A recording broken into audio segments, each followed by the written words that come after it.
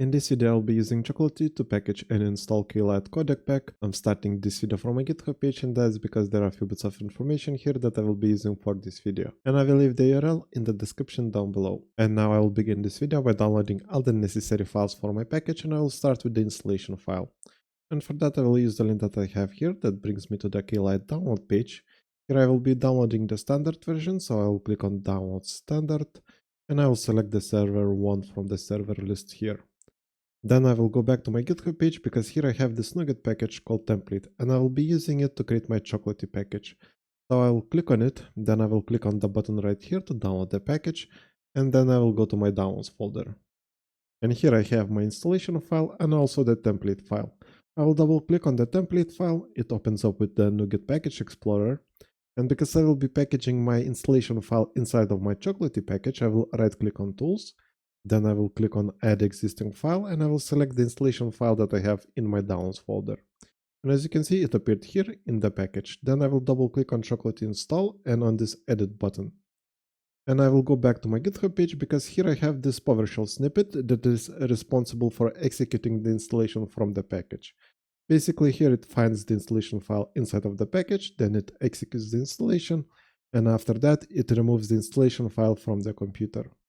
So to copy this snippet, I will click on the button right here, then I will go back to my package and insert the snippet.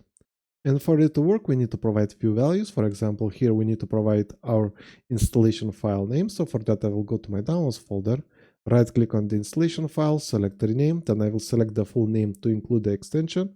Then I will right click again and select copy. I will go back to my package and insert the value here. Then for the package name, I will enter K-Lite. For file type, I will enter exe because we are using an installation file with the extension exe. And also we need to provide silent switches because we want Chocolatey to execute the installation for the software silently. And for that, once again, I will go back to my GitHub page, and here I have all the necessary silent switches. So to copy the values, I will click on the button right here. Then I will go back to my package and insert the values. And that's it for modifying the snippet. Now we can save it and let's go back. And now I need to provide a few bits of information about the package here. So I will click on this edit button. For package ID, I will enter K-Lite. Then for the package version, I will enter 18.0.0. You can see the version number in the installation file name right here. Now for the authors, I will leave it at Let's Do Automation. And for the description, I will enter K-Lite standard package. And that's it. Now we can save the values by clicking on the button right here. And we have our package. We only need to save it. And to save the package, I will go to File, Save As, and I will save it in my Downloads folder. And I will also be using my Downloads folder as my Chocolatey repository when I'm trying to install this package. So let's click on Save. And now I will try to install this package. And for that, I will open my terminal application and I will run it as administrator, because we need administrative privileges for software installation. And to install this package, I will enter choco install. Then we need to provide our package ID that we entered here. And I will enter K-Lite.